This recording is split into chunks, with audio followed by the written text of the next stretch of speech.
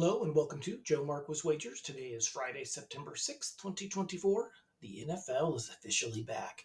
We had our first game last night and it came down to an inch. If Likely's toe is an inch further back, the Ravens were already lined up to go for two, and this game would have ended up as a 1-point game, one way or the other. I ended up going 3-3 on this game, but I would have been 4-2 if not for the toe. Today, I'm going to do a breakdown of tonight's game in Brazil.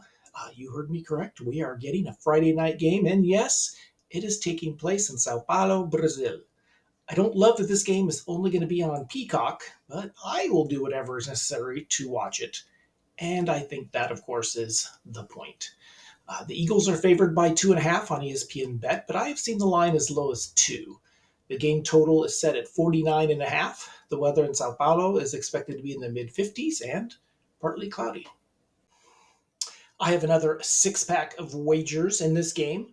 Both of these teams got new defensive coordinators in the offseason, but the Packers are actually changing their scheme as well. They're going from a 3-4 to a 4-3. This makes their learning curve more complicated than that of the Eagles. Their starters have only had a few quarters of game experience in this new scheme because of the shortened preseason, and those quarters were against teams only running their basic offense. There's going to be an adjustment period.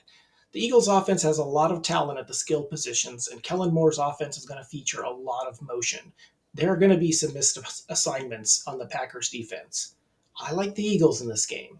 It's week 1, though, so I'm just going to play them on the money line. I got it at minus 130 on Bet365.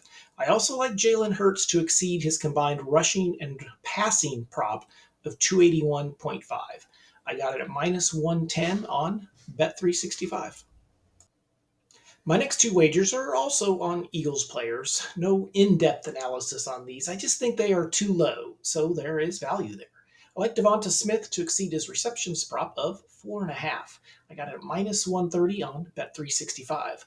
With all the motion in the offense, it often frees up the slot receiver. I also like Saquon Barkley to exceed his receptions prop of 2.5. Played this at minus 110 on Bet365.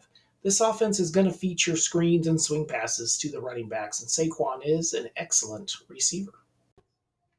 The Packers lost Aaron Jones in the offseason, so they picked up Josh Jacobs from the Raiders. Jacobs had a down year last year, but the year before that, he led the entire league in rushing with 1,653 yards. The key to the Packers' success in the second half of last season was balance. They are going to want to establish the run game in this one. I think Jacobs will rebound this year, but until I am sure, I'm going to play it conservatively. Instead of playing Jacobs' rushing yards prop, I'm just going to play his rushing attempts prop. I played him to exceed 16.5 attempts at plus 100 on DraftKings. Interestingly enough, neither Bet365 or ESPN Bet had this wager on their books. My last wager is not very sexy. It's a kicker prop. I played Jake Elliott to exceed 2.5 successful PATs on DraftKings at plus 100. Again, I only found this wager on DraftKings. My thought process behind this has to do with where the books have set the game total and the Eagles' team total. They are expecting the Eagles to score 3 touchdowns in this game. If the Eagles score 3 touchdowns, Jake Elliott is more than likely going to have 3 extra points.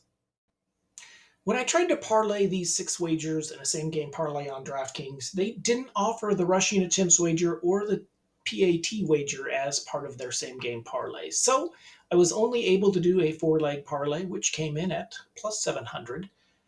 Thanks for watching. My next video will be out on Saturday to preview the Sunday slate of NFL games.